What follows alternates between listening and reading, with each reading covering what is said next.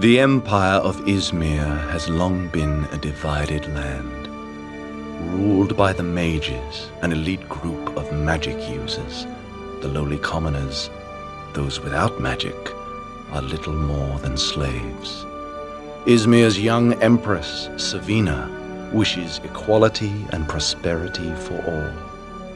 But the evil mage, Profion, has other intentions.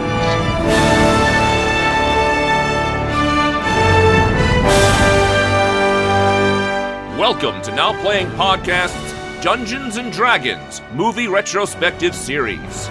Adventure, battle, glory beyond your wildest imagination. Part of our board game movie retrospective series. You want to play, do you? Yeah, let's play. We're gonna need a team. Team? Who's gonna help us out? Hosted by Arnie. The fact that you see good in me makes me believe that there might just be some in there. Justin. See that there? I knew that boy had talent. And Stuart. You use magic. We are part of it. But be warned, this episode will contain detailed plot spoilers and strong language. There might be a loss of distinction between reality and fantasy, and possibly the loss of life in the process. We hope you enjoy the show. Let the journey begin.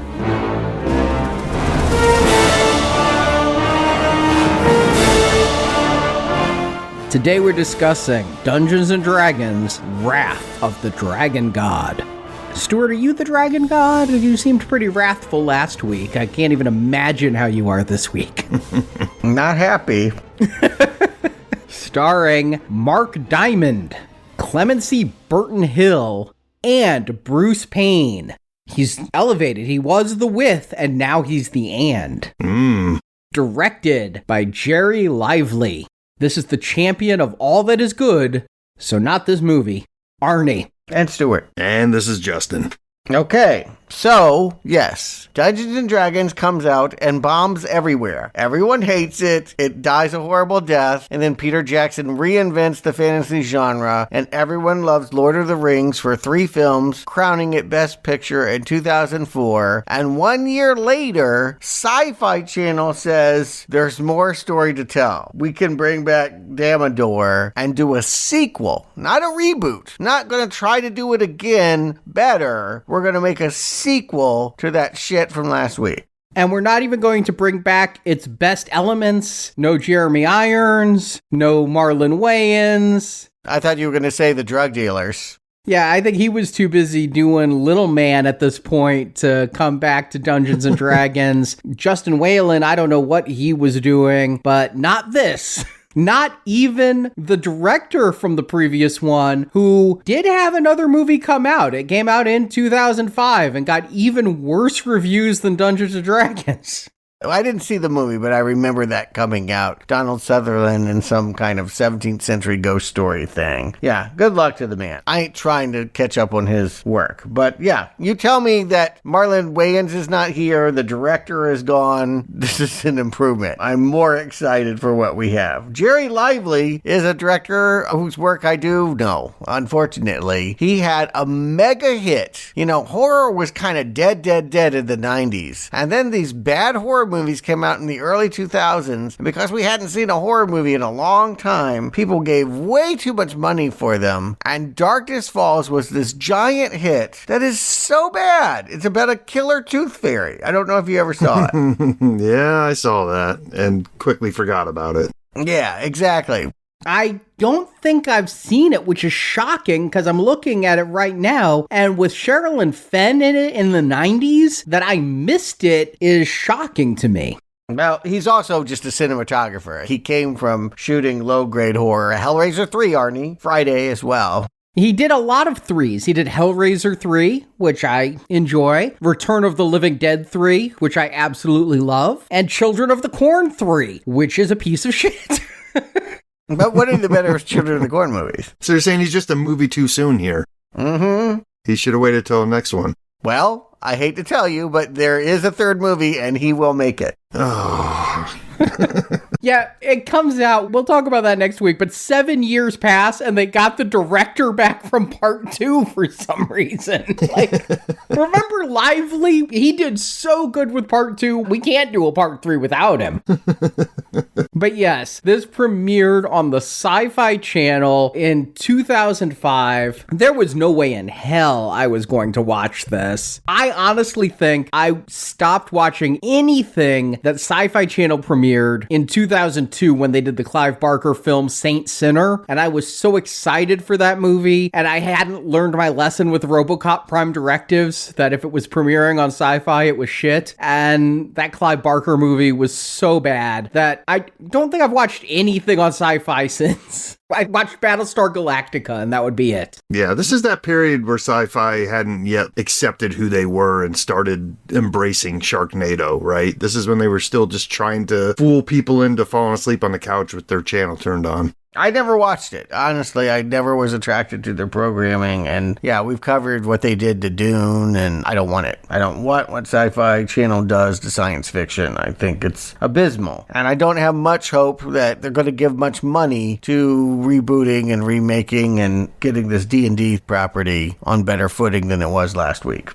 But I don't think they made this film. The thing about SyFy is they'll go to those film markets, and if nobody else is buying your movie to distribute it, they'll write you a small check and premiere you on their network before you go to video. Sure. SyFy didn't create this film. SyFy was merely its first chance at escape into the real world before the PG-13 version got out on video. But I can't imagine, even at the paltry budget this film is, they spent $12 million making it, according to Wiki. So I think they had higher hopes than SyFy, but they knew this was never going to be theatrical. Yeah. And yes, D&D anything, Dungeons & Dragons will put eyes on screens. SyFy was smart to buy it and to play it. And yeah, we'll see. Arnie, give them the plot and we'll see if there's any way it's better than what we had last week. For the past 100 years, Damodar, again played by Bruce Payne, has been damned to walk the earth undead. That actually seems like a better torture than having to watch this movie. Damodar quests to regain his life and wreak vengeance upon the kingdom of Izmir for causing his demise. He has found the Orb of Falazur, which restored him to life. He now plans to use the power of the orb to get his revenge.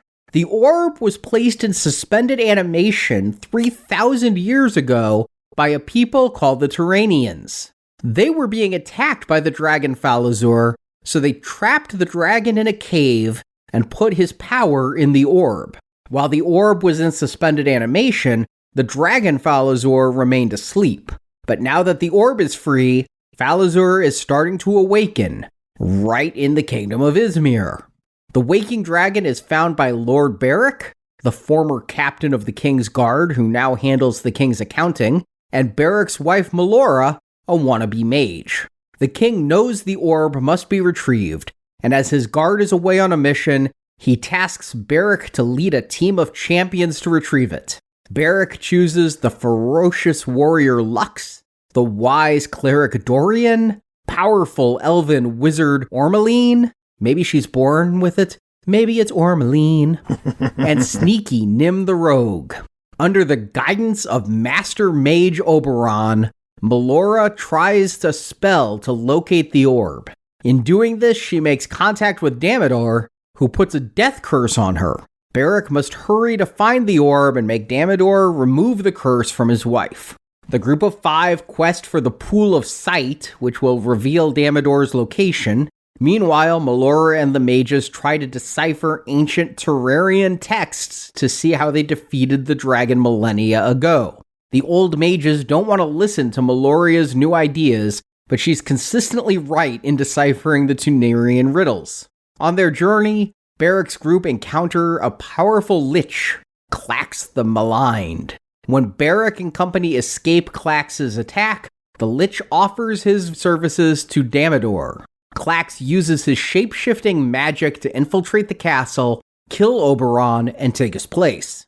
In their journeys, Dorian the cleric is killed, but the other 4 eventually make it to Damodar. Barrick gets the orb, but Nim and Ormeline are wounded, and Lux must stay behind to fight the CGI creatures that continue to attack. Returning the orb to the castle, it is then stolen by Klax, who gives it back to Damodar. Finally, the dragon Falazur awakens, and he crushes the orb, and at Damodar's behest, begins to lay siege to Izmir. Barrick goes after Damodar, who now has no orb of power, and Klax has abandoned him, so Damodar tries to flee, but Lux joins in and Damodar is captured. Barrick forces Damodar to remove the death curse from Melora. Melora was able to use the Tunarian scriptures to conjure a new orb, and once healed, she and the mages are able to defeat the dragon Falazur. And in the aftermath, we see Damodar chained in the kingdom's dungeons, Melora is accepted in the Council of Mages, Nim and Ormeline are healed, and somehow Dorian is back from the dead. Yes? All is well as credit roll. I didn't notice that. You know, I had to watch the ending 3 times. Wiki told me he's back, and I'm watching this ending 3 times before I say, oh shit, there he is. How? Like, blink and you miss him, but Dorian is back, unless this is the afterlife. Like, everybody died, and they're all, like, in purgatory with Dorian, but Dorian is there with Nim and Ormeline having a chat. I mean, we'll get there because it's in the middle of the movie, but he was a pile of body parts last time we saw him. Yeah, well, and Damodar, since we're talking about characters that had a bad fate, was not cursed to walk the earth with a little lava baby. This is a retcon.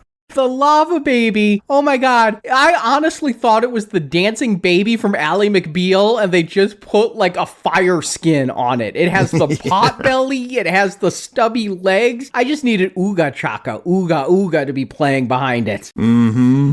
I love it. Yeah, I love the way that this begins. We see a map with, something is charring its way across, and it's because this lava baby is leading, I guess they call it a magman. Is that a D&D thing? Probably. It was probably in some manual. Oh my god. I listened to so many bonus features about the adherence to the manuals and how they had manuals on the set and made sure that they had enough lore that newbies could get the film, but not so much that experienced D&Ders would be bored with them telling us things the D&Ders already know. Yes, if it's in this movie, it's in D&D. Okay. Well, good inclusion. I like the baby. This was them going light on the lore babble? Holy cow. Oh, God. This disc has the worst bonus feature I've ever seen. It is worse than Mazes and Monsters, where we had 2 people who'd never seen the film with 2 people who kind of knew the film. This bonus feature is so lore heavy. It is Wizards of the Coast's special project manager with 2 other people talking about this whole movie, never breaking character from their D&D characters. Oh, no. Oh boy. God. That sounds bad. Yes. Oh, dear. Not even Gary Gygax or something. The special project manager at Wizards of the Coast with 2 others pretending to be an elf and a warrior. So, yeah. Stop. Nerd alert. Nerd alert. Oh, man. All I can picture is, have you guys ever seen Wet Hot American Summer? The Michael Showalter movie? Yeah. So it's about summer camp shot in 1980s, and one of the group of kids are a bunch of Dungeons and Dragons dorks. And man, there's a scene where one of those kids walks up to the hot girl and talks about like how she's cast a level 7 charm spell on him. And that's all I can picture is going on in this commentary, man. Yeah. Yeah. Yeah, so you want to talk about lore. They're really into it. And Wizards of the Coast, obviously, they were the publishers of Dungeons and Dragons at this point. They were involved in the making of this film. This wasn't a sign off on it and let the filmmakers do whatever the hell they want. They're doing the commentary poorly. So, yes, if it's in this movie, it's in a manual of Advanced Dungeons and Dragons 5th edition. Okay. But when last we saw Damodar, he was thrown over the side and we assumed splatted on the ground, but is actually been a zombie. Help me out with this. Why is he walking around following the lava baby? He has been, according to him, this is a retcon, he was cursed by Jeremy Irons that if he died, he would just be undead and in pain for eternity, forced to walk the earth, and Jeremy Irons died before he could take that curse off of him. And so for 100 years, he's been searching for a way to stop being a tortured undead and return to life, and by following this baby and a couple of crocodile-looking people. Help me out. Yeah, what is going on? What kind of pilgrimage is this? They take him to the orb, and the orb ends his torture. They've been looking for the orb of Falazor, and then we get this weird moment even before we get there. They need to cross the ocean, so they put an empty boat out there to get a squid, like to rise up in a bad animation, and then they part the sea. What's going on in this? Honestly, I'm just trying to understand, why do they include the squid? What's that about? This is so random. It's like Mad Libs here. I do not know. I'm confused myself. I couldn't even understand what they were saying. In my notes, I'm like, they have the orb of phallic something. Yeah. I don't understand. And then he's like, what chance does Ishmir have against me now? And then he parts the sea, so he's powerful and he's headed towards Ishmir? Yeah. Yeah, but to Stuart's point, like, yeah, are they trying to tell us some backstory here, or is this just interesting visuals over the credits? Yeah. Like, it's part and part. Like, some of it's live action, some of it's CGI, some of it's an animated map. It's messy right from Jump Street. Yeah, for whatever reason, yeah, the credits are a mixture of really stilted animation and this live action voyage. And I think you're just better off probably starting with our hero, such as it were. In the next scene, we are introduced to Sir Barrick, a tax lawyer, because this movie sure knows how to turn on the charm. He's like a tax man. He's literally talking about trading wheat for new sewers and is so bored with his job that he's going to go out in the street and get in a sword fight with his old protege. I couldn't believe this was the hero and not his protege Valerian there. I thought for sure Valerian would be the one we're following because he's young and he's better at sword fighting and he's noble enough to let his old teacher appear to win even though he could have beheaded the teacher. Yeah, what better way to establish our boring tax guy is not a great warrior than making his protege admit to him that he let him win? Like, what are we establishing here? This guy's not up for the task at hand? Yes. So this is really setting me up for a good time. The bad guy we all hated from the last movie is back, and he's coming for something. And then, yes, a civil servant is, I don't know, you can't tell from this fight choreography, the way that it's edited, composed. I can't tell whether he's a good fighter or not. It's like, okay. No, I can tell you he's a bad fighter because there are so many close-ups on feet. Yes. And faces in this fight. Right. That it's obvious they don't even have stunt doubles who can do this fighting. They have nothing, and they have to hide it from us with quick cuts and severe close-ups. Right. That tell me nothing. I didn't even realize that Valerian's sword came anywhere near this main guy's head until he shows me a bit of a feather he cut off. Right. We're expected to believe that he's over the hill. He was a once great warrior who now has been put out to pasture, and his student is more or less telling him, stay there. I let you win. I could have taken your head. Don't try to go on no quests. And this is about grumpy old D&D players, right? The old fogey is going to prove to the whippersnapper he's still got it. And to be honest, he's not even that old. Like, right, if that's the character we're going to go with, you need to find a gristled middle-aged guy to play this character. This guy looks like he's 34.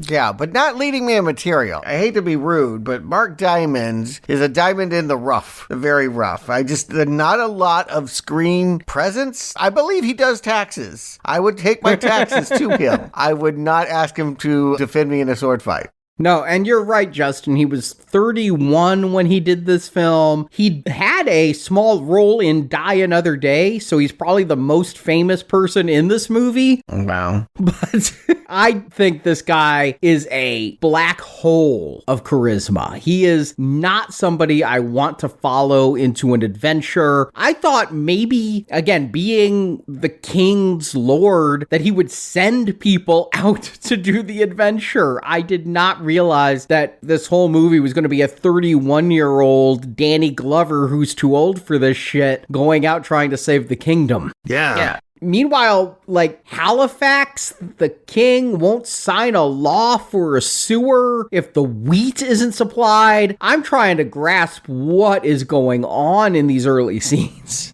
This is what I mean. He has a boring life, and so he's supposed to go have fun, and he's married to boot, and what is she doing with the gloves? She's trying to mend gloves. I'm like, this is not D&D, right? Like, this is the opposite of a D&D campaign. This is like the suburban life you try to escape from by playing D&D. Yeah, like, is that part of, like, creating a character? Is you have to roll for their attributes and, like, glove healing? Okay, I rolled a 3. I can't do it. Yeah. I think this is a low-level character. This is one who's just starting the campaign and needs to level up. Indeed, yes. Melora and Barrick are an overcorrection. And you guys did, but if I thought that the leads of the last movie were too boyish, too modern in their sensibilities, too pandering to a teenage audience, yeah, this is rough. I don't know who wants to watch this futzy married couple go on a mission to find out why 2 people are dead in a cave.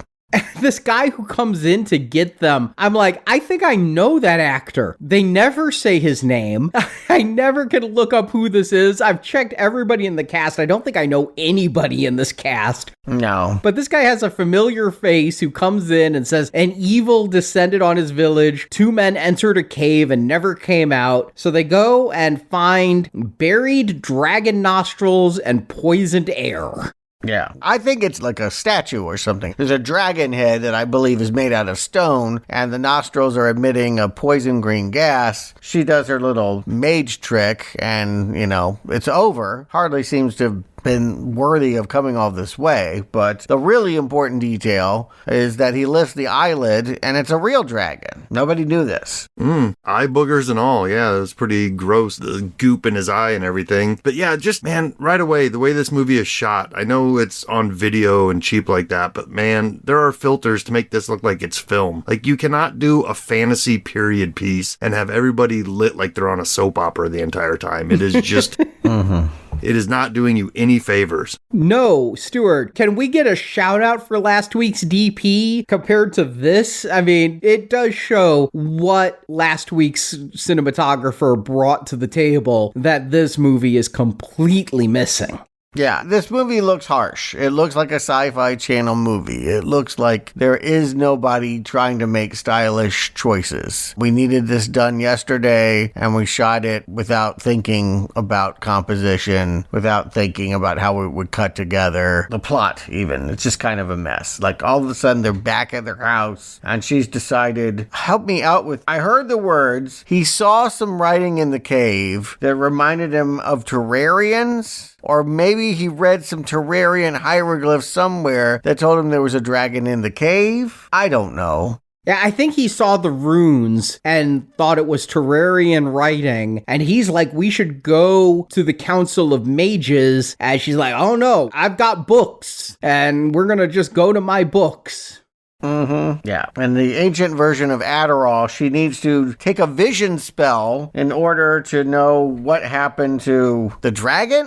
What are they trying to investigate? Are they trying to figure out why the dragon's there when the dragon's going to wake up? No, where the black orb went is what they're investigating. The black orb? Yeah, the black orb, right? Does she know about the black orb yet? She'll go on this vision quest and see the black orb.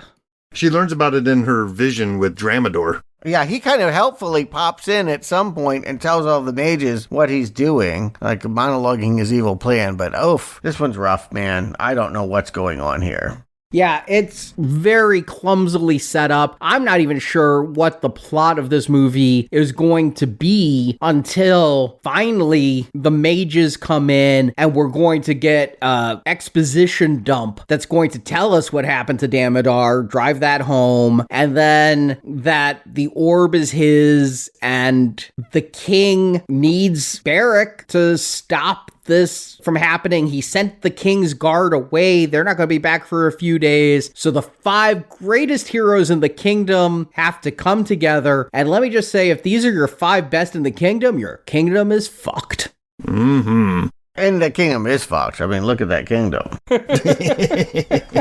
Yeah, the last one at least had production value from going to Prague. This one feels like it's being shot on the old set of some Western. It's so sandy and sparse. No, I mean, Stuart already brought it up last week. This feels like it's shot on the leftover sets of Xena Warrior Princess. I mean, it is barren.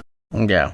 Everything feels overexposed and just unpleasant, and you're not going to ever get me to say I missed the look of the movie last week, but I'm not going to say that this is a step in the right direction. I mean, I don't know. She has a vision quest. She knocks over some books. They have gold trim that creates a portal that creates a new book. And everyone's excited that there's a new book, and this book is going to be, half the characters are going to stay behind and read this book and try to use the book to do something, and then the other half are these warriors, these champions, these great whatevers that are going to head off and find the orb that is going to keep the dragon in the mountain, which I thought he already was.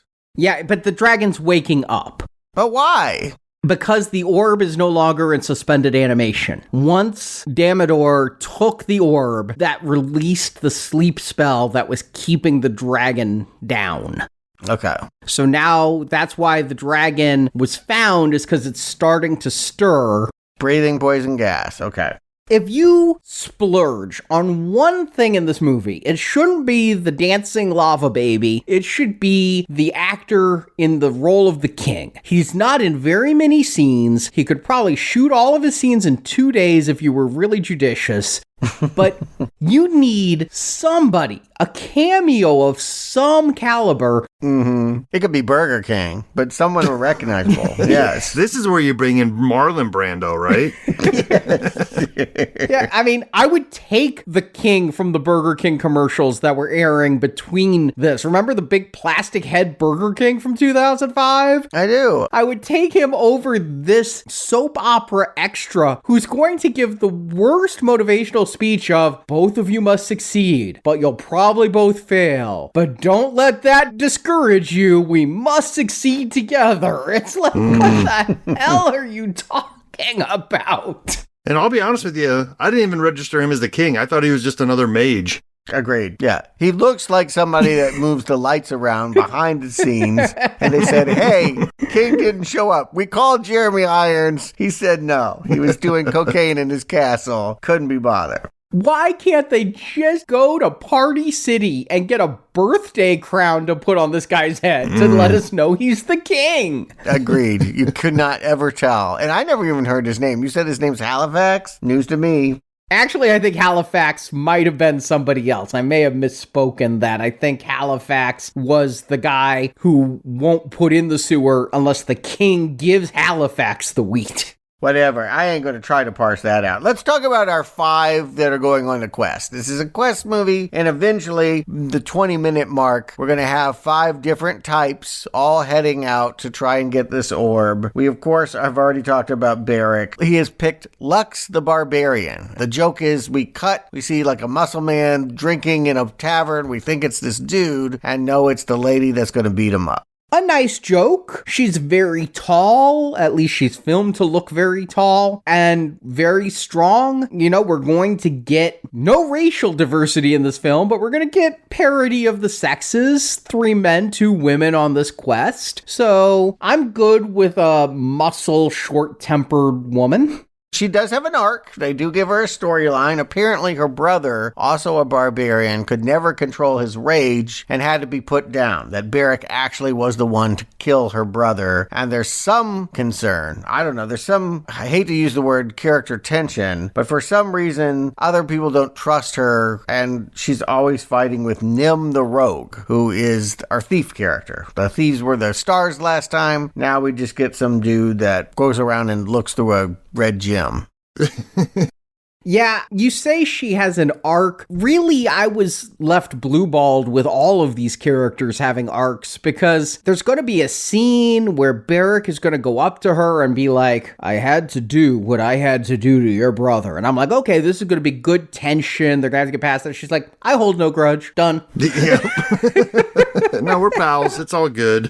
But she will, you'll see her in combat. She gets so worked up. Will she stop? Will she stay on the quest? I mean, they try to do something with her. I'll acknowledge at least that much, that they're trying to give everyone a little something to do. The cleric, well, he's just a red shirt. Yeah, he's just praying in a church. But Nim, when we meet Nim, I'm not quite sure what he's doing. He's leading a couple other guys to some sort of score. Mm-hmm. And then realizes that they're going to double cross him. So he's like, all right, fine. And he lets them, were they trying to steal the sword? Because if that's the case, they were all just going to get burnt anyway, because these guys just get caught on fire for moving the sword.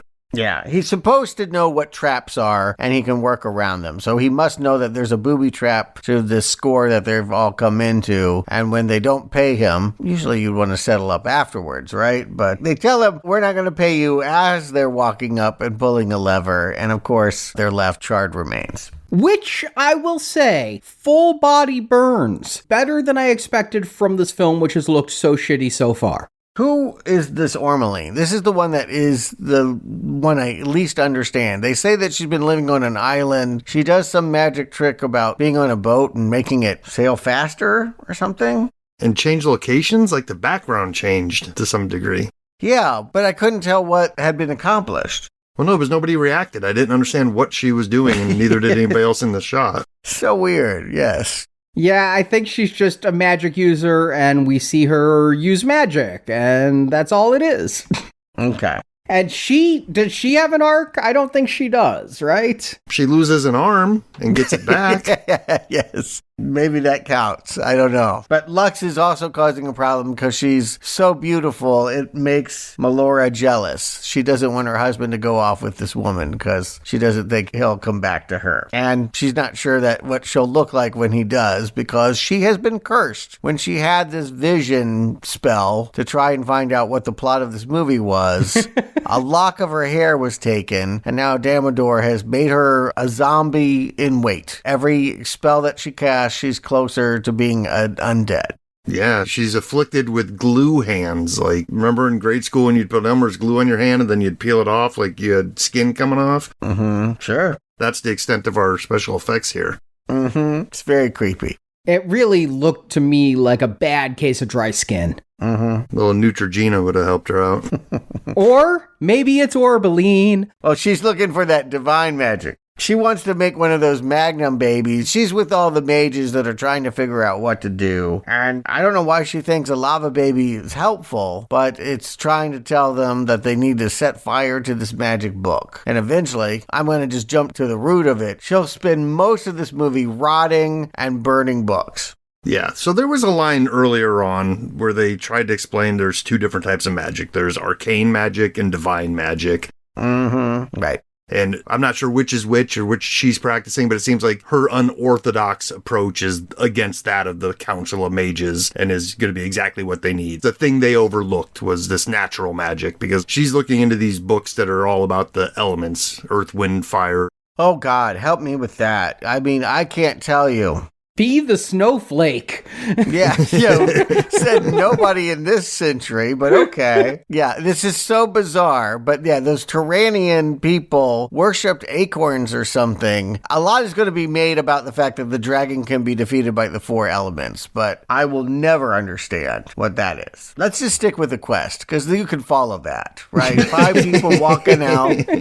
They're walking out into the world. Where will they go? They got to 3 different stops. stops. Here's what I hear. We gotta find the orb, but to find the orb, we gotta go to this pool made by this magic user named Malik, and he consorted with goblins. You needed goblins to make the pool, and so the goblins know where the pool is, and so they're heading to a goblin village to find a pool so they could teleport to the orb. And on the day of shooting, the goblin mask didn't show up, so we just pretend that they all died. I tell you what, yeah, they're like, it's a massacre. I'm like, is it? Show me a body. Your definition of massacre, not mine.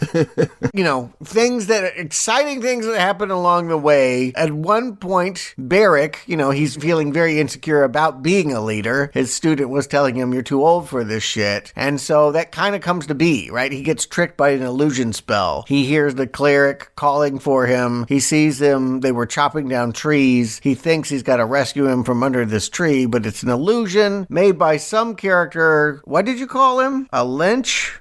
A lich. Oof, you tell me. I don't know what this thing is. Some creature crawls out of the tree and will be chasing them for the rest of the movie. Yeah, some sort of winged dragon man beast that can pull magic. Just real goofy looking rubbery mask is what I remember from him.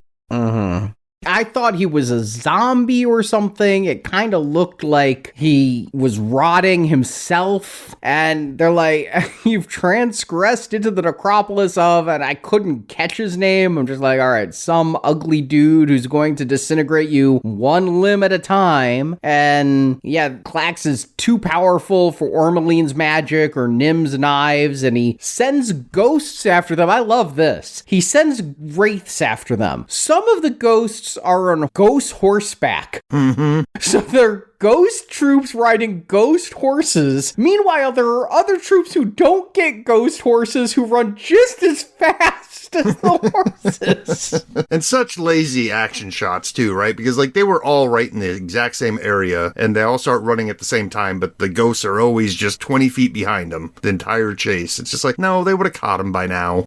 Good thing they built their own boat. I wouldn't get in that thing. I'd rather fight a ghost than get in that boat. But apparently, they think they built a boat. They go sailing to this goblin village that was massacred. Tell me why it was massacred. I think it's because this lich went and talked to Damodor and cut this deal. And he says, I'm going to work with you. I'm going to help you get them. And because Damodor knew where they were going, he killed all the goblins so they wouldn't say where the pool was. Yeah, but also Damodor is also somewhat toying with them. He knows what they're doing every step of the way, and he's like, let them come. Yeah, I know. He says that sometimes. Yeah, how cheap is your movie if you can't get Bruce Payne for more than a couple of days to do all his scenes in a row? Mm-hmm. I mean, yeah, in the last movie, you couldn't get Jeremy Irons, I get it, so you get Bruce Payne to be your bad guy. Here, you can't even get Bruce Payne, so you get this guy in the undead makeup. They go to this goblin place, they're like, it's a slaughter. I see no bodies. It's deserted, but I don't think anybody's dead. I see a bed of spinach, and that's about it. I mean, they go into what they figure out is the magic goblin's cabin, I guess, to find some clues. Yes, some shaman goblin. I mean, again, it's embarrassing just to say these words, but there's a shaman goblin with a bed of leaves, and the thief looks under it and knows it's a trap and rigs the whole thing up so that they're not hurt. I did smile when he mentions having the stomach acid of a purple worm. I do remember putting purple worms in my campaign. Yeah, because they can eat through anything. Mm-hmm. Except for maybe a glass bottle or a purple worm's stomach, apparently. I don't... Mm-hmm. Other than that, it's impenetrable. But yeah, I guess what we're really saying is there's no fun to this quest. The step-by-step, hard to follow, not sure what's going on, and it's just not a good time. No, I really hoped for this movie. I knew the beginning sucked when they were finding the dragon and burning the book and making the one book into the bigger book. But when they got the crew together and it became a road trip movie, I'm like, 5 interesting characters going interesting places. I'm down for that movie. Except they didn't give me any interesting characters and they're not going to any interesting places. Yeah, they're putting a lot on the fact that the thief and the barbarian don't like each other, but by this point, because the thief saves the barbarian's life, she loans him a knife, they become kind of friends. I don't know that it goes beyond that, but there's some character change that's happening between them. The elf woman, I never know what she's doing. She's there because she has 2 magic spells. She can transport them once and then transport them one other time, and that's it. She can't do it any more than that. And they're going to kill the other magic user, so they got to have somebody with magic. Yeah, she can teleport them to the orb, but she has to know where the orb is first. And she can teleport them back to the kingdom from the orb. She never thought maybe we'd want one more teleportation along the way. She brought the 2 that were planned for and not a single teleportation spell more. Because what's going to happen is in this goblin village, they find a map to Malik's vault. But then, like, icicles form in the hut. This is all a trap for an ice dragon to appear. And let me just say, this ice dragon looks bad, but it's no worse than last week's movie. It's as bad as last week's movie, but it is not worse for having less than half the money and premiering on SyFy. You're not doing any worse than Solomon did last week. I mean, I think that's speaking more towards just the advancements and how, special effects have become cheaper and more accessible by this point, even just 5 years later. Yeah, I'll agree with that, but I'm just saying, as bad as this looks, it's par for the course for this franchise. Yeah. And Dorian tries a spell on the dragon, but this is where Dorian dies. And I had to wonder, is my Blu-ray censored? Or did they just not have the money to show the dragon eating Dorian? Because the dragon dips his head out of frame. We never see Dorian actually get eaten, which could have been, not on this budget, but I imagine it might have looked cool. Did he get eaten? We see his legs go into his mouth. He's half in the dragon's mouth when we see him.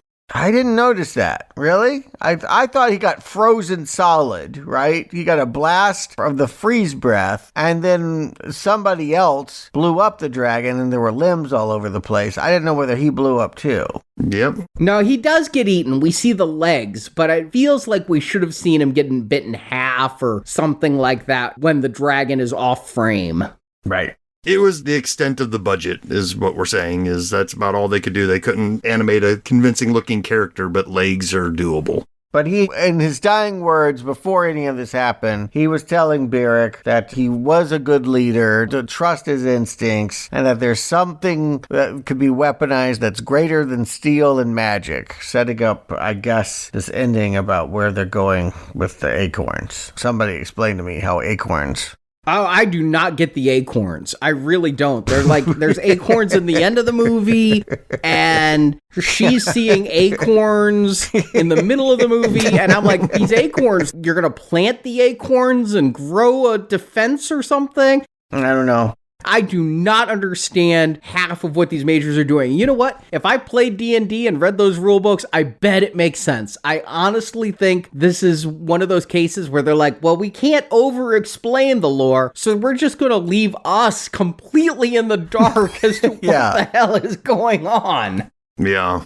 It's kind of like watching a cult, like it makes you not want to play the game. Like, if you guys understand this, I don't want to be in your circle. No, thank you. I'm happy to be ignorant because no buy-in on this whole thing. But yes, there is an acorn god or something about to show up. But let's just get to it. So we got to get to the pool, right? They end up following the map to some tomb of Malik, and there's a big fight with some bandits or something. And this is where that barbarian woman is showing aggression. She almost can't leave the fight, but they end up making their way downstairs. Flowers.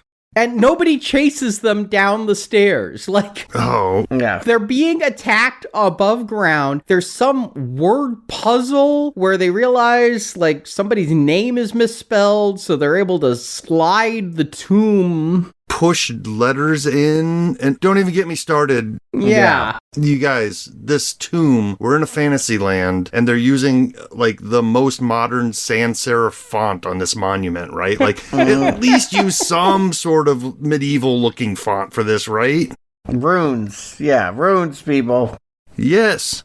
Oh, but as compared to the font that literally opened this film was indecipherable. I was trying to read the words on like the title cards and couldn't. Sure, use that here. Use that on this ancient tomb. Yeah. Yes.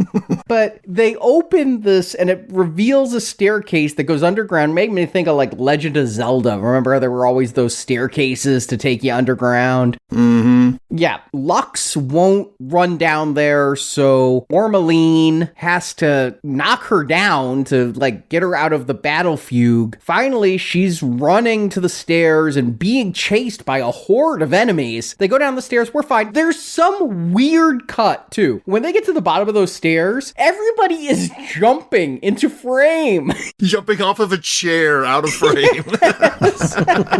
Like, is part of the staircase missing? I don't know why everybody is jumping into the frame. From like a 2-foot box, they're jumping into frame. It was so comical. And each one of them does it too. I mean, so it's just, you notice it and then it's like, oh, yep, and yep. And I'm like, if you're not going to have the money to film the missing stair scene or whatever it is, just cut to them in the hallway then. Right. Don't wait and just have this long scene of them all jumping. But this is their big centerpiece, right? Like, this is their big fun maze scene from last week, right? They have to figure out some puzzles and find loose bricks to open up doors and figure out how to get across this electric field.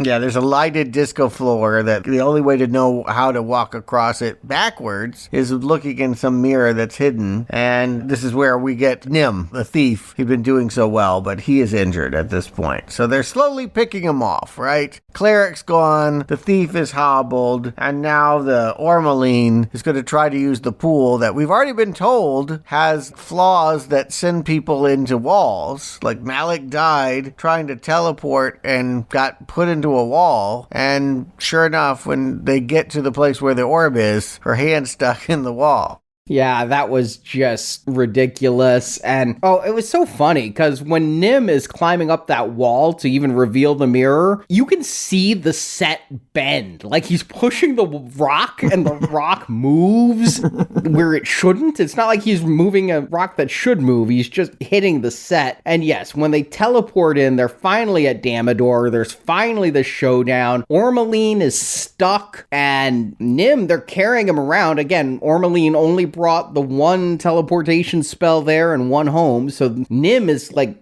baggage now, and a bone birdcage comes down to trap Barrick and Lux, and it's over, except it's not. It is really quick, and like Barrick cuts off Damodar's arm without any trouble, grabs the orb, and they teleport back home. The only cool thing is he has to like perfectly time cutting off Ormeline's arm so she can teleport with them. Yeah, it's a strange character development. Barrick, the old tax guy, was doubting his skills as a swordsman. This is the redemption arc. I just chop off people's hands now. I chop off Damodar's hand to get the orb, and I chop off the wizard elf's hand so that she could go home with us. This is the coolest thing he'll do, right? This is it. This is the hero's moment. Yeah. Okay, strange. Yeah, he kind of gets sidelined after this, right? He delivers his orb. For sure. Yeah, he gets on horseback and leaves the barbarian to fight Damodar. Damodar gets a new arm and soon is sending winged creatures after them. Yeah, whatever those are. There's so many CGI creatures. There've been some dropping from ceilings, and now there's these goblin-looking things going after them. And I mean, it's funny to me that he has Ormeline teleport them basically to a hospital where they could just leave Ormeline and Nim, and then Lux just is like, you go on, I'll fight all these things off. And because they have no money, there's really nobody stopping him from just going back to the kingdom. It's feeling like Dirty Dozen. I wasn't expecting this. It was so weird when Martin and Wayans got killed last week, but this one is like picking them off. It's feeling like nobody's going to be left from this team. They're all going to die on this quest. And sure enough, yeah, Barrick seems to be the only one left alive. Even the barbarian woman looks like she got overpowered. We think she's dead, and he goes riding back to the castle with the orb, gives it to his wife, and thinks everything's fine. And then, again, you tell me, I've heard a lot of lip service service about earth, wind, fire, water, but I don't even see water being used. I don't know why you put on an acorn mask. I don't know what exploded that made everyone dead for miles. Well, they burned the book, which created a, mini tornado of water. Yes, that's water? I think that it was water in the tornado. Okay. That's wind. Come on. Yes. Kill two birds. Yes, the fire and the wind and the acorn is earth. Yeah, acorn. Well, no, I thought it dug into the earth. It dug a hole that revealed the chasm underneath, which is where more Terrarian magic is. Blah, blah, blah. Let's get to the interesting part. Her master was taking a bath, which with some very gray chest hairs there I didn't need to see today. And he gets killed in the tub by Clax. And so now Clax is undercover there, pretending to help them, being Oberon. And yeah, they put the orb in the wall underground. And yeah, it creates a fireball outside of the room that kills everybody except for Melora and Barrick were in the room. And Oberon, I guess because he's really Clax, just grabs the orb and runs like hell. I don't know what's happening anymore. I'm defeated in that way of you're saying, and you telling what happened is not helping. That's just a bunch of nonsense words you just said. Nothing that you just said clarifies the absolute confusion of this climax, which again, they had to get the orb, which they did to stop the dragon from waking up, which it hasn't. And the dragon burst out. Why? Because the orb was not put back into suspension. The orb is a thing keeping the dragon in slumber. Only when it's in suspension. It wasn't in suspension. It was in some monkey's paw in some cave where we're never going to be again. It was just floating in the air there in that suspended animation. That was floating? Yeah. Yeah. That was being held by a ornate hand. And they have until the first full moon to return it to, yeah. Okay, you know what? Whatever y'all say. That's fine. That's great. So the dragon's out. Climax is here. Dragon smashes orb. Dragon has his power back. Damodor's happy to be his bitch. He'll be his little servant. And we get a big old fight with Dragon coming. Is he a dragon god? Is that the title? Yeah. Yeah, I think so. I think he's beyond just a regular dragon attacking that they might be able to repel with the King's Guard, who has gotten home. Valerian is back now. Mm-hmm. But because this is a dragon god, they're screwed. But because Melora figured out something about what that cleric was saying is faith is the weapon not made of steel and magic, she will prove her faith by creating a acorn shower of light and transforming into some new kind of magic, right? That was her arc, right? She wanted to learn a new kind of magic. She's now the white witch with the white orb. Yeah, it goes back to that line about arcane and whatever other type of magic. She's now the white witch of this magic. Yes. It was divine. Yeah, she practiced arcane magic, and this is the divine magic she's always wanted to practice. And she's now on the roof shooting at dragons. Although that doesn't stop it, right? What does stop the dragon? It just gets dragged into the water by a bunch of mages, right? So the dragon's attacking, the mages are trying to stop it, and Melora is able to create a new orb because she knew and was worshipping the Terrarian god properly. So she gets a new orb, but she's dying. She's the only one who could stop the dragon, but she's dying. So Barrick has to go after Damodor, and Damodor tells Clax, go kill him, and Clax is like, nah, I'm outie. And Clax just leaves. No punishment for Clax. That was so strange. I thought for sure he'd come back. I thought he was just playing with him and that he was going to attack. That creature really just drops out of the picture. Mm-hmm.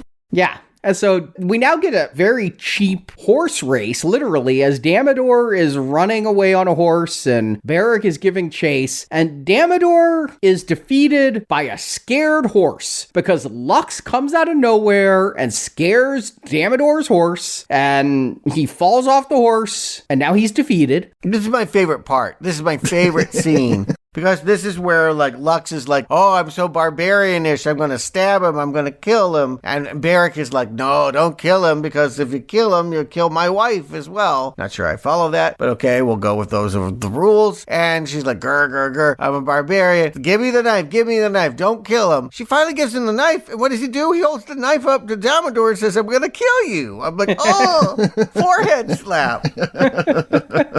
Who wrote this? So he gets Damador to reverse the spell. So now Melora is able to pray to the high god of nature who controls all the elements and brings the dragon's soul back into the orb, thus defeating the dragon. Now, I don't know where the dragon's body goes. Does it just go back under the mountain? I don't think we see it. No, it sinks into the lake and then gets sucked under rocks at the bottom of the lake in a very clunky CGI scene. Yeah. Okay, I repressed that. I just watched this yesterday and I forgot. Yeah, it's in the water. And again, I think there was air, there's rocks, there's water. I don't know that there was fire, but whatever. The 4 elements, or at least 3 of them, have defeated the dragon. And Melora is healthy because Barrick got the charm away. He got the lock of his wife's hair and destroyed it. So she's no longer turning into an undead gloop monster. Mm-hmm. And all of this is just against really, really poor CGI, right? Like, we have a bunch of fireballs, we have a bunch of people running around, but the apex of this scene is them standing on a tower that is 100% CGI. The tower is CGI, the sky is CGI, everybody is blue screened to oblivion. I mean, if there is any sense of reality to this movie up to this point, it has all just been thrown out the window for this conclusion. There hasn't been, though, so we lose nothing. Yeah, agreed. But there is a tease, and I guess there is another movie. We get an epilogue of montage in which, basically people are rebuilding. We see all of the characters. You tell me Dorian the cleric is alive and helping, too. I see all the other ones trying to help clear up the debris of the destruction. Dorian isn't helping. He actually goes up and interrupts Omeline and Nim, who are working together doing some cleaning. And really, you only see Dorian from the back, except he turns, and I had to freeze frame it. I'm like, does he have the forehead tats? Okay, he does have the forehead tats, but I had to freeze frame to see at what, according to Wikipedia, his return means is that Dorian is implied to have both died and gone to the outer planes. I don't know what that means, but somebody who updated Wiki does. He's Obi-Wan. And they obviously play the game. No one played cleric. She never wanted to be the cleric. Tell that to Tom Hanks. He was pious. Yeah. And most importantly, Damador is alive to stalk us again in the sequel. Thank God I looked at Bruce Payne's filmography. He is not returning. Maybe Damador is, but Bruce Payne has better things to do? He's had enough. Probably, I would think. So Justin, Stuart, do you recommend Dungeons & Dragons, Wrath of the Dragon God? Justin. The first time out with this series, I was able to find some joy in, let's call it the naivete of a director who ended up making schlock, but there was some real love behind it, right? Like, I feel like the people on that movie loved the look and feel and lore of Dungeons and Dragons, and, their technical know-how and the acting wasn't great. Well, fast forward 5 years later and strip any of that away, and all you're left with is somebody who's obsessed with the lore and the lore babble, and they suck all the joy out of whatever is here to be enjoyed. This movie is a slog. It feels like they watched Lord of the Rings director's cut and said, yeah, we can do that, but we don't have nearly as much story, so we're just gonna walk around aimlessly and make it feel like it's that long. Seriously, all the actors in this movie, you can tell most of them, this is their big shot, right? Like, they all want to be here. It's not like they don't understand the objective, but it just does not feel right at all. I got lost in the lore babble so many times, and then the parts of this movie that were supposed to be fun, you're going on a quest, you should be fighting dragons and orcs and stuff, they don't do it. We get to one place that's a little bit of a mystery box, and it's solved super quickly, and it looks cheap, and by the time this movie is at its crescendo and ending, I could care less who's standing at the end of it. It just is really that hard to watch. So yeah, if this type of thing is your bag and you want to get into this type of thing, hey, Max has a series called House of Dragon, right? Like more Game of Thrones. That's very well done in this realm. Go watch that and leave this on SyFy's server and never bring it up again. This was not worth even sitting through it. So yeah, this one is a big fat red arrow for me. Stuart. Yeah, it's very representational of SyFy Channel, right? I mean, I do think of SyFy Channel taking things that you might like. Again, I think about what it did to Dune and just making it so that it's so hard to even turn your eyes to look at the screen. The bleached out colors, the ugly people doing ugly things with no sense of fun, just the chore of it all. Again, the casting a spell of sleep, perhaps a spell of forgetting. I will say that I probably won't be able to remember this movie in 3 days. So in some ways, it's not so terrible that it will leave lasting trauma, but it is really, really, really hard to pay attention to. I dare you to try and watch this movie without turning to your phone or taking long breaks. I know I took at least 5 to get through this thing. It's only an hour and 40 minutes, but it felt like 5 years. And I could only hope that the next movie is short, right? Because it's not going to be any better. I'll agree with you, Stuart. Around the time they got into the backwards walking room, I started looking up to see what else the rest of the cast had done, and maybe like 5 or 7 minutes passed, and I looked up, I'm like, crap, whose arm got cut off? I didn't realize it was Damodor's. I had to back it up. I got so disinterested in this film, I was more interested in people's filmographies than what was going on screen. I mean, Dungeons & Dragons Wrath of the Dragon God is not a rousing game of D&D. No. It's a slogging dungeon crawl with none of the fun or excitement or creativity that makes the tabletop game legendary. The biggest problem? A bloated party with zero depth. Why send 5 adventurers on a quest if only one of them is going to be an actual character and the rest are just bodies that bring very little skill? And our main hero is so generic. His mage wife is given way too much time with little to do. Then we have her mentor, 5 forgettable tagalongs, Damodor, Clax. They're all cluttering up the screen and not a single one of them is compelling. It's like watching NPCs recite flavor text with the enthusiasm of a low-level bard forced into an unpaid performance.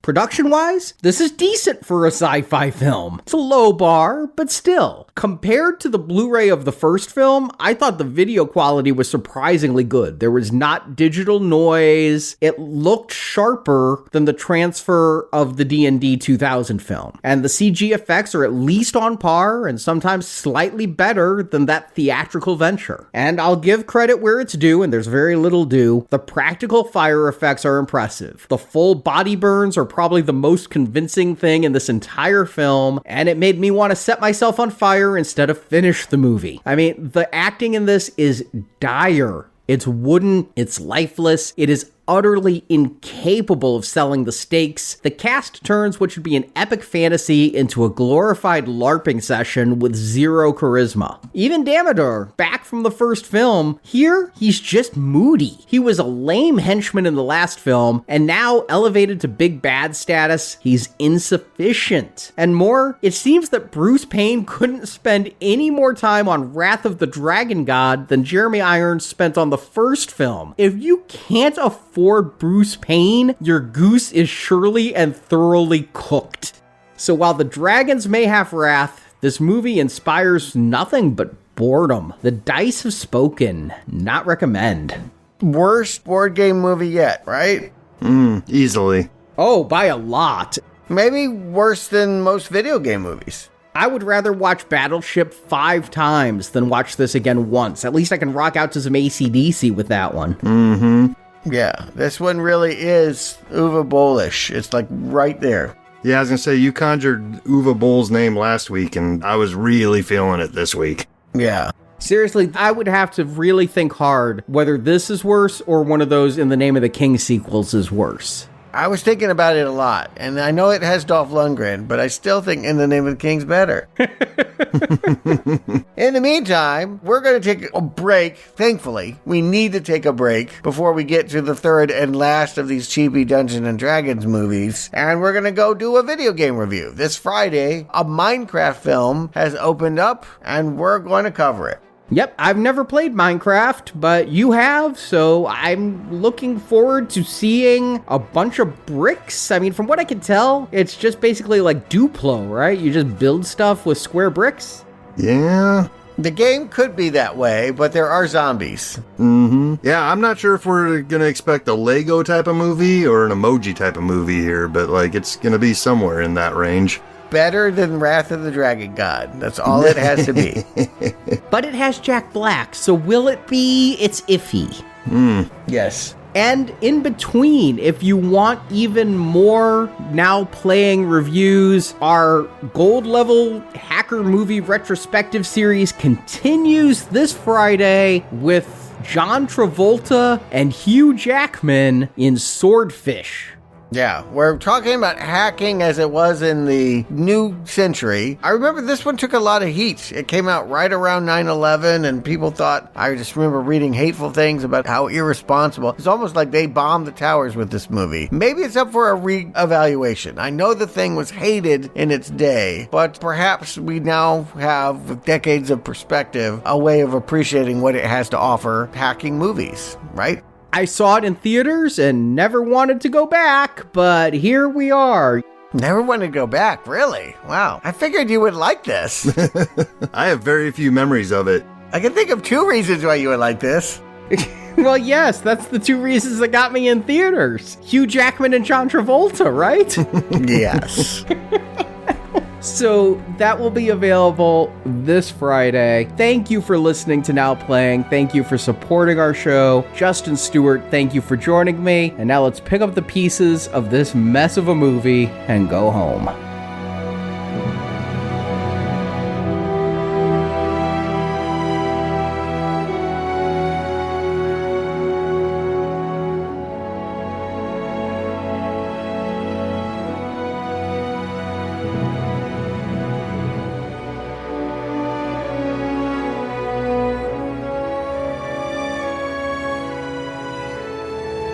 And so, we played the game again, for one last time. It didn't matter that there were no maps, or dice, or no monsters. Pardieu saw the monsters. We did not. We saw nothing but the death of hope, and the loss of our friend. And so we played the game until the sun began to set, and all the monsters were dead.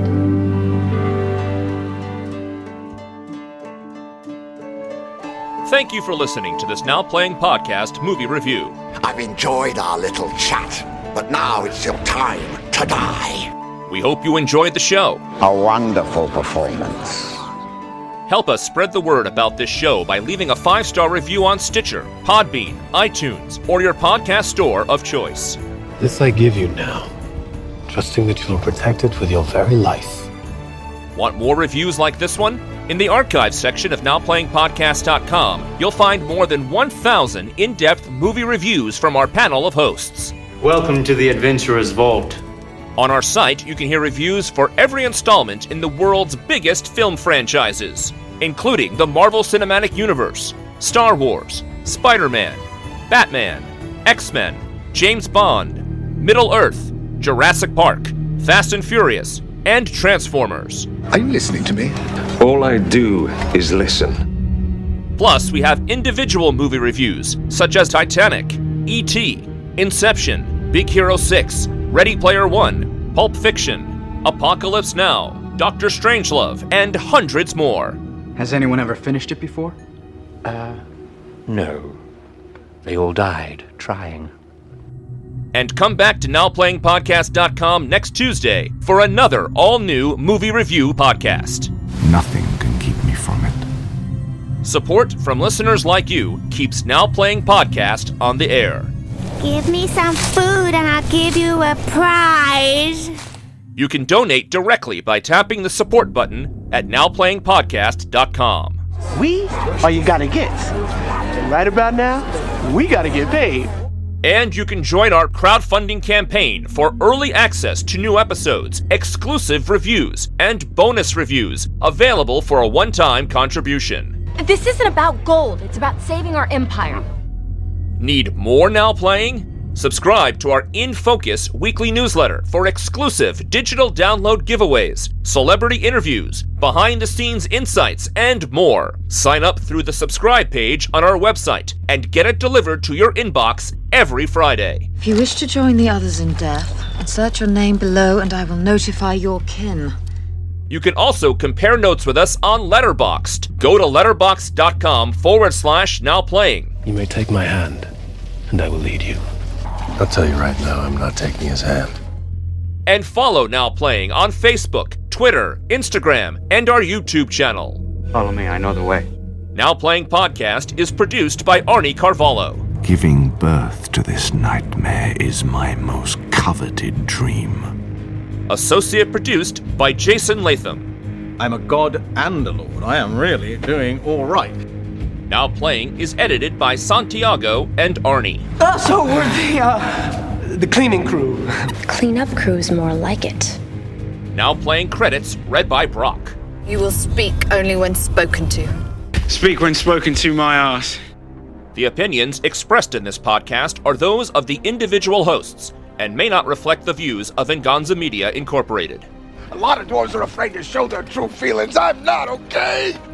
Venganza Media Incorporated is not affiliated with, and this podcast has not been prepared, approved, or licensed by any entity that created the film analyzed herein. You may have forsworn your oath, but your oath hasn't forsworn you. Just because that sentence is symmetrical doesn't make it not nonsense. All movie clips and music included in this podcast are the intellectual property of their respective copyright holders. They are included here for the purpose of review and no infringement is intended. Yeah, well, have you ever heard of honor amongst thieves? We might live outside the law, but we respect each other. Now Playing Podcast is an exclusive trademark of and may not be used without the express written permission of Venganza Media Incorporated. The dark will never triumph, as long as the light inside me prevails. Now Playing is a Venganza Media production, copyright 2025, and no part of this show may be reproduced, repurposed, or redistributed without the written permission of Venganza Media Incorporated. All rights reserved. The most frightening monsters are the ones that exist in our minds.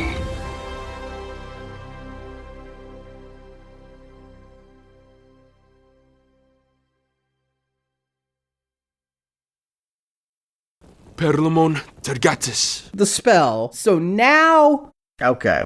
I keep wanting to call her Melania. So now, Melora... Perlamon Tergatis.